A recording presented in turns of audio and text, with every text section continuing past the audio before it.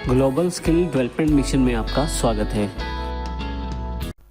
इस सेशन में हम ये सीखेंगे कि वर्डपैड में काम किस प्रकार किया जाता है। जैसा कि हमने जानकारी दी, वर्डपैड एक बेसिक टेक्स्ट एडिटिंग का कार्य कर सकता है।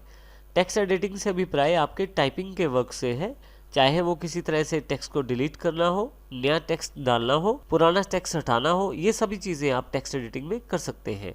इसके अलावा वर्डपैड आपको बेसिक फॉर्मेटिंग से रिलेटेड भी काफ़ी सारे टूल देता है। इन सब टूल्स की जानकारी अब हम लेते हैं। सबसे पहले देखिए, मैंने कुछ सैम्पल टेक्स्ट यहाँ टाइप किया हुआ है। इस टेक्स्ट को सिलेक्ट करके हम इस पर किसी भी तरह का कार्य कर सकते हैं। सबसे पहले हम होम टैब की जानकारी लेंगे। होम टैब काफ़ी सारे ग्रुप में बटा हुआ है, जैसे क्लिपबोर्ड, जिसके अंतर्गत कट कॉपी पेस्ट कमांड शामिल है, फ़ॉन्ट से रिलेटेड टूल्स इसके अंतर्गत शामिल है, पैराग्राफ, इंसर्ट और एडिटिंग। अब बारी बारी से हम इन सभी ग्रुप्स की जानकारी लेंगे।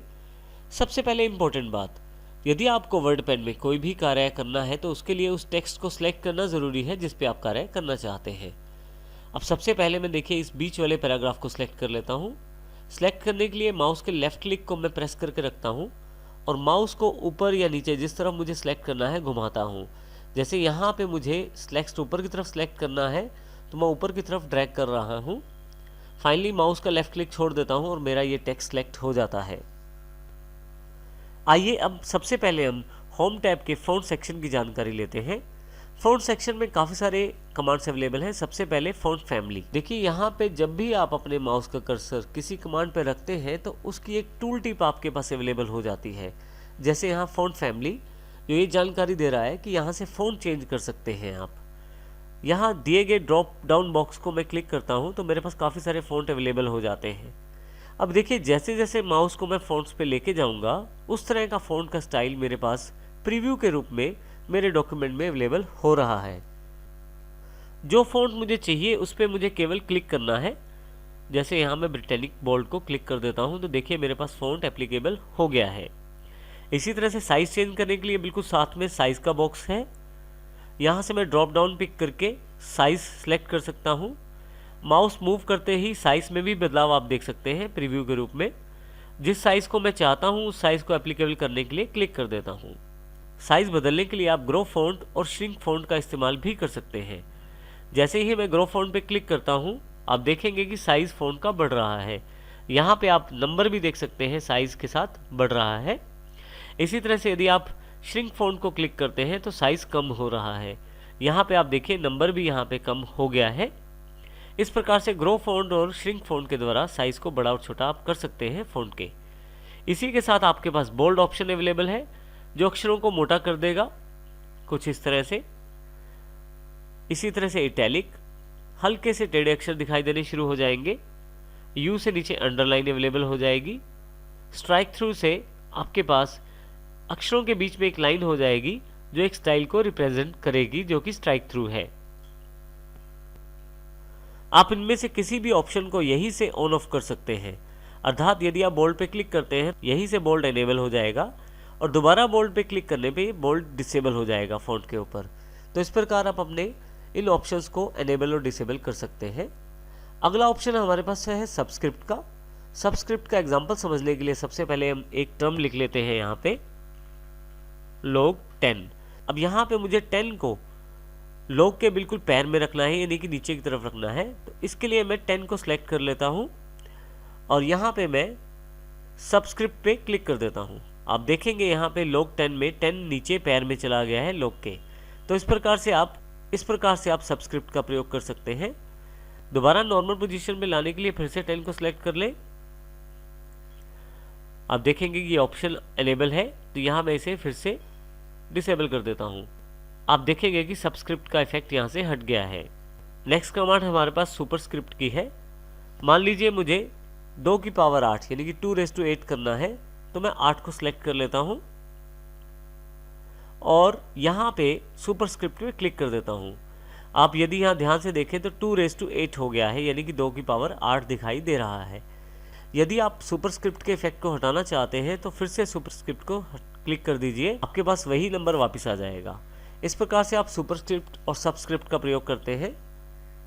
नेक्स्ट ऑप्शन हमारे पास टेक्स्ट हाईलाइट कलर के रूप में है। यहाँ मैं किसी भी टेक्स्ट को पहले सिलेक्ट कर लेता हूँ। यहाँ मैं कॉर्नर पे क्लिक करके ड्रॉप डाउन बॉक्स पे किसी भी कलर को सिलेक्ट कर सकता हूँ। जो कलर मैं सिलेक्ट करता हूँ वो एक टेक्स्ट हाईलाइट कलर के रूप में बैकग्राउंड में अवेलेबल हो जाएगा। मैं अपने टेक्स्ट का फ़ॉन्ट का कलर यानी कि अक्षरों का रंग भी बदल सकता हूँ। इसके लिए मैं टेक्स्ट सेलेक्ट कर लेता हूँ, फ़ॉन्ट कलर का चुनाव करता हूँ ड्रॉप डाउन बॉक्स से। अब देखें जैसे जैसे कलर को मैं सिलेक्ट कर रहा हूँ वैसे वैसे मेरे पास फ़ॉन्ट का कलर भी चेंज हो रहा है। मैं फ़ॉन्ट कलर चूज़ करके क्लिक कर देता हूँ। यदि आप फिर से नॉर्मल फ़ॉन्ट का कलर चाहते हैं तो आप सिलेक्ट कर लें और यहाँ ड्रॉप डाउन बॉक्स से ऑटोमेटिक क्लिक कर दें। इसी प्रकार से यदि आप हाईलाइट नहीं चाहते करना, सिलेक्ट कर लें टेक्स्ट को और नो कलर पे क्लिक कर दें। इस प्रकार से आप टेक्स्ट को हाईलाइट और फ़ॉन्ट का कलर भी चेंज कर सकते हैं। नेक्स्ट सेक्शन जो हमारा रिलेटेड है वो है पैराग्राफ से रिलेटेड। पैराग्राफ में काफ़ी सारे ऑप्शन पैराग्राफ की स्टाइल और सेटिंग से रिलेटेड संबंधित हैं। इन ऑप्शंस को अप्लाई करने के लिए सबसे पहले हम कुछ पार्ट टेक्स्ट का सिलेक्ट कर लेते हैं। अब यहाँ पे हमारे पास सबसे पहले डिक्रीज इंडेंट और इंक्रीज इंडेंट के दो ऑप्शन अवेलेबल हैं। यदि मैं इंक्रीज इंडेंट करता हूँ तो आप देखेंगे कि जो टेक्स्ट है वो राइट साइड मूव होना शुरू हो गया है और उसकी सेटिंग जो है राइट साइड की तरफ मूव हो गई है। और यदि मैं डिक्रीज इंडेंट करता हूँ तो फिर से मैं इसे वापस अपनी पोजीशन पे ला सकता हूँ। तो इंक्रीज इंडेंट और डिक्रीज इंडेंट का प्रयोग करके आप टेक्स्ट को राइट या लेफ्ट में मूव कर सकते हैं। नेक्स्ट हमारे पास अवेलेबल है लिस्टिंग। यदि मैं यहाँ क्लिक करूँ तो मेरे पास लिस्टिंग अवेलेबल हो जाएगी। यदि आप ध्यान दें तो यहाँ जो टेक्स्ट सिलेक्टेड है उसके आगे डॉट्स अवेलेबल हो गए हैं। और यहाँ यदि मैं कॉर्नर के ड्रॉप डाउन बॉक्स पे क्लिक करूँ तो मैं नंबर लिस्टिंग भी ले सकता हूँ, कैरेक्टर लिस्टिंग भी ले सकता हूँ और डॉटेड लिस्टिंग भी ले सकता हूँ।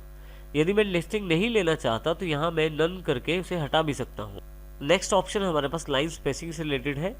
मैं लाइन स्पेसिंग पे क्लिक करता हूँ और यहाँ से जिस तरह की लाइन स्पेसिंग चाहिए उस पर क्लिक कर देता हूँ। जैसे मैं लाइन स्पेसिंग 2 कर देता हूँ तो आप देखेंगे जो टेक्स्ट सिलेक्टेड था उसके बीच का स्पेस बढ़ गया है।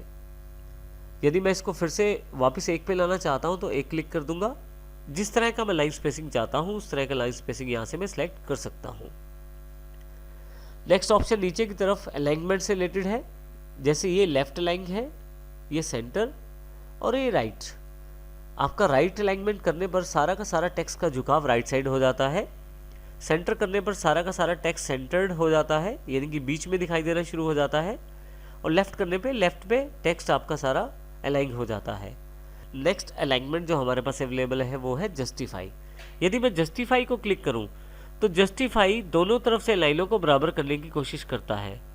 आप देखें लेफ्ट करते हुए यहाँ पे मेरे पास ISST वीडियो और वेरी के बाद कुछ स्पेस खाली रह गया है, परंतु जैसे ही जस्टिफाई करता हूँ तो वो उन स्पेस को भरने की कोशिश करता है और दोनों तरफ से लाइनें बराबर करने की कोशिश करता है। इसी के साथ एक पैराग्राफ डायलॉग बॉक्स भी अवेलेबल है मेरे पास पैराग्राफ के रूप में। मैं कुछ टेक्स्ट की लाइनों को सिलेक्ट कर लेता हूँ और फिर ये पैराग्राफ बॉक्स पे क्लिक करता हूँ। यहाँ पे मेरे पास काफ़ी सारे ऑप्शन हैं। जैसे सबसे पहले इंडेंटेशन है। मैं सीधा यहाँ टाइप करके सेटिंग्स दे सकता हूँ। जैसे कि मैं लेफ्ट से 2 पॉइंट की इंडेंटेशन चाहता हूँ, राइट साइड से 1 पॉइंट की, फर्स्ट लाइन की इंडेंटेशन में चाहता हूँ 2 पॉइंट हो और जो स्पेसिंग है वो यहाँ से डिसाइड कर सकता हूँ पैराग्राफ की। तो इस वक्त ये जो सेटिंग्स हैं जो मेरे पास टेक्स्ट सिलेक्टेड है इस पे अप्लाई होंगी। इसके अतिरिक्त मैं अलाइनमेंट भी डिसाइड कर सकता हूँ, लेफ्ट राइट या जस्टिफाइड। मैं यहाँ लेफ्ट सेलेक्ट कर लेता हूँ। फाइनली मैं इसे ओके कर देता हूँ। तो जैसा मैंने पैराग्राफ का सेटिंग किया है बिल्कुल वैसी ही सेटिंग मेरे पास अवेलेबल हो गई है। इस प्रकार आप पैराग्राफ से टाइप करके सेटिंग्स को चेंज कर सकते हैं। मैं यहाँ Ctrl Z कर देता हूँ। Ctrl Z से आप अंडू करके सारी सेटिंग्स वापस ला सकते हैं। Ctrl Z के लिए आप Ctrl+Z की शॉर्टकट की का प्रयोग कर सकते हैं और यदि आप यहाँ चाहें तो ऊपर से भी अंडू का बटन आपके पास अवेलेबल है क्विक एक्सेस टूल बार पे। अंडू करते हुए आप स्टेप बैक कर सकते हैं हर एक चीज़ को। आपके पास साथ वाला बटन रीडू का है। यदि आप इसे क्लिक करें तो फिर आप उन्हीं ऑप्शंस को दोबारा अप्लाई कर सकते हैं। इसका अर्थ ये हुआ कि रीडू से आपकी कमांड्स फिर से आगे चली जाएंगी और अंडू से सारी कमांड्स फिर से वापस आ जाएंगी। शॉर्टकट के रूप में यदि आप अंडू का प्रयोग करें तो Ctrl Z है और रीडू का प्रयोग करें तो Ctrl Y है। नेक्स्ट ग्रुप जो हमारे पास अवेलेबल है वो है इंसर्ट के रूप में। इंसर्ट में हम काफ़ी सारी चीज़ें इंसर्ट कर सकते हैं अपने डॉक्यूमेंट में, जैसे पिक्चर, पेंट ड्राइंग का ऑब्जेक्ट, डेट टाइम या कोई किसी और सॉफ्टवेयर का ऑब्जेक्ट। सबसे पहले हम देखेंगे कि पिक्चर को किस प्रकार से इंसर्ट कर सकते हैं। मैं पिक्चर बॉक्स पे क्लिक करता हूँ, जहाँ पे मेरी पिक्चर्स अवेलेबल है उस लोकेशन को फाइंड करता हूँ और यहाँ से उस पिक्चर वाली फाइल को सिलेक्ट करके ओपन कर लेता हूँ। आप देखेंगे कि मेरे पास ये पिक्चर अवेलेबल हो गई है। पिक्चर पे क्लिक करते ही आप देखेंगे एक बॉर्डर अवेलेबल हो गया है और इस बॉर्डर के कॉर्नर पॉइंट्स पे मैं क्लिक करके पिक्चर को छोटा या बड़ा भी कर सकता हूँ। यहाँ देखिए, यहाँ इस तरह से मैं अपनी पिक्चर को रिसाइज भी कर सकता हूँ। अगर मुझे पिक्चर नहीं चाहिए तो मैं यहाँ सेलेक्ट कर लूँगा पिक्चर को। देखिए, सेलेक्ट करते ही यहाँ पे फिर से ये बाउंड्री अवेलेबल हो गई है और डिलीट बटन को प्रेस कर दूंगा तो ये पिक्चर यहाँ से डिलीट हो जाएगी। इसी तरह से मैं पेंट ड्राइंग का एक ऑब्जेक्ट भी इंसर्ट कर सकता हूँ। मेरे पास पेंट ड्राइंग का बॉक्स अवेलेबल हो जाता है। जैसे ही मैं पेंट ड्राइंग को क्लिक करता हूँ, मेरे पास माइक्रोसॉफ्ट का पेंट ऐप अवेलेबल हो जाता है। यहाँ पे मैं कुछ भी ड्रॉ कर लेता हूँ, इसमें कलर फिल कर लेता हूँ और फाइनली इसे मैं यहाँ से क्लोज कर देता हूँ। आप देखेंगे कि वही पिक्चर आपके पास आपके डॉक्यूमेंट में ऐड हो गई है। यदि आप इस पर क्लिक करें तो देखेंगे आपके इसके आसपास भी एक बाउंड्री अवेलेबल हो गई है, जिस बाउंड्री से मैं साइज बड़ा छोटा कर सकता हूँ इस इमेज का। यदि आप इस इमेज पर डबल क्लिक करें तो आप फिर से पेंट पे जाकर इसे एडिट कर सकते हैं। यहाँ मैं फिर से इसे क्लोज कर देता हूँ। इस प्रकार आप पेंट ड्राइंग का ऑब्जेक्ट भी इंसर्ट कर सकते हैं। यदि नहीं चाहिए ऑब्जेक्ट तो क्लिक करें और डिलीट प्रेस कर दें।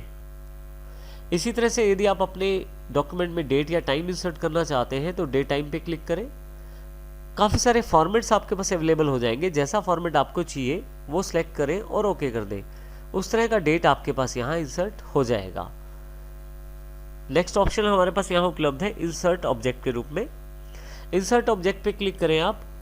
आपके पास जो सॉफ्टवेयर आपके सिस्टम में इंस्टॉल्ड है और जिनका ऑब्जेक्ट बनाया जा सकता है उन सबकी लिस्ट यहाँ अवेलेबल हो जाएगी। जैसे यहाँ एक्सेल, पावर पॉइंट, वर्ड इत्यादि सॉफ्टवेयर्स की लिस्ट अवेलेबल है। मैं यहाँ एक्सेल शीट डालना चाहता हूँ अपने वर्ड पैड में, तो मैं एक्सेल वर्कशीट क्लिक कर लेता हूँ और ओके कर देता हूँ। जैसे ही ओके करता हूँ, देखिए मेरे पास यहाँ पे माइक्रोसॉफ्ट का एक्सेल सॉफ्टवेयर अवेलेबल हो गया है। इस एक्सेल में मैं कुछ भी एक छोटा सा टेबल बना लेता हूँ। टेबल बनाने के पश्चात यहाँ से मैं इस एक्सेल को क्लोज कर देता हूँ। आप देखेंगे कि सेम टेबल आपके पास आपके डॉक्यूमेंट में इंसर्ट हो गया है। आप चाहें तो फिर से डबल क्लिक करें, आपके पास फिर से एक्सेल अवेलेबल हो जाएगा। कुछ मॉडिफाई करना चाहते हैं तो मॉडिफाई करें और फिर से इस एक्सेल को क्लोज कर दें। इस प्रकार से आप अलग अलग सॉफ्टवेयर्स के ऑब्जेक्ट को इंसर्ट कर सकते हैं अपने वर्ड पैड के डॉक्यूमेंट में। नेक्स्ट ग्रुप जो हमारे पास अवेलेबल है वो है एडिटिंग के रूप में। एडिटिंग में हमारे पास सबसे पहली कमांड है फाइंड। यदि मैं फाइंड को क्लिक करूं तो मेरे पास फाइंड वर्ड का एक बॉक्स अवेलेबल हो जाता है। यहाँ पे मैं इस फाइंड वर्ड टेक्स्ट बॉक्स में जो भी टाइप करूँगा वो मेरे डॉक्यूमेंट में ढूंढा जाएगा। जैसे ही यहाँ मैं प्ले लिखता हूँ, फाइंड नेक्स्ट करता हूँ, तो देखिए यहाँ पे जहाँ जहाँ प्ले लिखा हुआ है मेरे डॉक्यूमेंट में वो सारी जगह इन्फॉर्मेशन सर्च की जाएगी और प्ले वर्ड को मुझे हाईलाइट करके दिखाया जाए। फाइनली जब आपने पूरा डॉक्यूमेंट सर्च कर लिया है, उसके पश्चात यदि फाइंड कमांड को आगे प्ले वर्ड नहीं मिल रहा तो आपके पास यहाँ पे एक मैसेज आ जाएगा, WordPad has finished searching the document. अर्थात उसने अपना पूरा डॉक्यूमेंट सर्च कर लिया है और प्ले इसके अलावा कहीं भी नहीं है, वो सब आपको दिखा चुका है। इसे मैं ओके कर देता हूँ। नीचे की तरफ यहाँ दो इम्पोर्टेंट ऑप्शन दिए गए हैं, मैच होल्ड वर्ड ओनली और match case. Match hold word का अर्थ है यदि कोई आप वर्ड ढूंढते हैं तो वो एग्जैक्ट पूरा वर्ड ढूंढा जाएगा, ना कि उस वर्ड के आगे या पीछे लगे हुए किसी अक्षर को मिलाकर ढूंढेगा। उदाहरण के लिए जैसे यहाँ मैं राज वर्ड ढूंढना चाहता हूँ, RAJ, और फाइंड नेक्स्ट करता हूँ, राज, राजवीर, हमराज, राज, राजू। आप देखेंगे कि इसलिए काफ़ी सारे बाकी वर्ड्स में जाकर भी राज को ढूंढा है, परंतु मैं केवल राज को ढूंढना चाहता हूँ। तो उस केस में मैं यहाँ पे मैच होल्ड वर्ड पे क्लिक कर देता हूँ और फिर से ढूंढना शुरू करता हूँ और फिर से ढूंढना शुरू करता हूँ। देखिए ये राज, राज, दो बार केवल राज ढूंढा है इसने और फाइनली उसके बाद इसने सर्चिंग को फिनिश कर दिया है। तो इस प्रकार से यदि आप पर्टिकुलर वर्ड ढूंढना चाहते हैं और चाहते हैं वो वर्ड किसी और वर्ड के साथ जुड़ा हुआ ना हो और चाहते हैं कि वो वर्ड केवल अकेला ढूंढा जाए, ना कि आगे या पीछे जुड़े हुए शब्दों के साथ, तो आप इस प्रकार से मैच होल्ड वर्ड का प्रयोग करके ढूंढ सकते हैं। इसी प्रकार से मैं मैच केस का प्रयोग कर सकता हूँ। नीचे वाला ऑप्शन मैच केस के लिए है। यदि मैं किसी वर्ड को स्मॉल लेटर्स या कैपिटल लेटर्स के अनुसार ढूंढना चाहता हूं तो वो भी मैं ढूंढ सकता हूं। उदाहरण के लिए जैसे मैं यहाँ प्ले टाइप कर देता हूं और अभी मैं बिना मैच केस ऑप्शन को चेक किए ढूंढता हूं। आप देखेंगे प्ले यहाँ हर एक तरह का प्ले वर्ड ढूंढा जा रहा है, चाहे वो कैपिटल है या स्मॉल लेटर में है, दोनों को इसने ढूंढा है। परंतु यदि मैं मैच केस ऑन कर देता हूं और फिर से ढूंढना शुरू करता हूं तो आप देखेंगे ये प्ले छोटे अक्षरों में है, ये प्ले भी छोटे अक्षरों में है और इसके पश्चात सर्चिंग फिनिश हो गई है। तो इस प्रकार आप मैच केस को ऑन करके या चेक करके आप इस प्रकार से मैच केस ऑप्शन को आप सिलेक्ट करके बड़े और छोटे अक्षरों में भेद कर सकते हैं और जिससे आपका सर्चिंग जो है वो जल्दी हो जाएगा यदि आप छोटे या बड़े अक्षरों को ढूंढ रहे हैं। तो इससे आप पर्टिकुलर वर्ड को आसानी से खोज सकते हैं अगर वो छोटे या बड़े अक्षरों में लिखा हुआ है। अगली कमांड जो हमारे पास एडिटिंग ग्रुप में अवेलेबल है वो है रिप्लेस कमांड। जैसे ही मैं रिप्लेस कमांड पे क्लिक करता हूँ मेरे पास रिप्लेस बॉक्स अवेलेबल हो जाता है। इसमें 2 टेक्स्ट बॉक्स दिए गए हैं, फाइंड वर्ड और रिप्लेस विद। आप किसी भी वर्ड को ढूंढ के उसको किसी दूसरे वर्ड के साथ बदल सकते हैं रिप्लेस कमांड के द्वारा।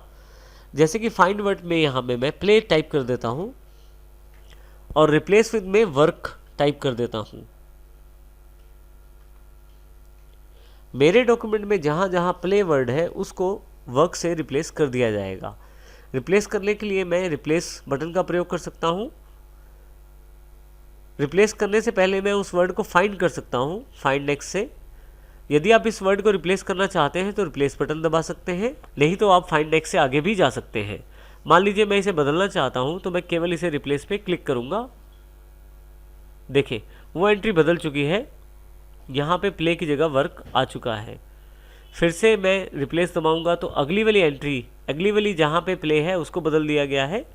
इस प्रकार से मैं रिप्लेस प्रेस करके जहाँ जहाँ भी वर्ड प्ले अवेलेबल है डॉक्यूमेंट में वहाँ पे वर्ड वर्क कर सकता हूँ। यदि मैं यहाँ पे रिप्लेस ऑल क्लिक करता हूँ तो जितनी बार भी मेरे पास यहाँ प्ले वर्ड लिखा हुआ है उन सबको इकट्ठा ही रिप्लेस कर दिया जाएगा वर्क के साथ। यहाँ देखें जैसे सभी को एक साथ वर्क से रिप्लेस कर दिया गया है। और फाइनली मेरे पास मैसेज है कि वर्ड पैड ने सर्चिंग भी फिनिश कर दी है और मेरी रिप्लेसमेंट भी। इसे मैं ओके कर देता हूँ।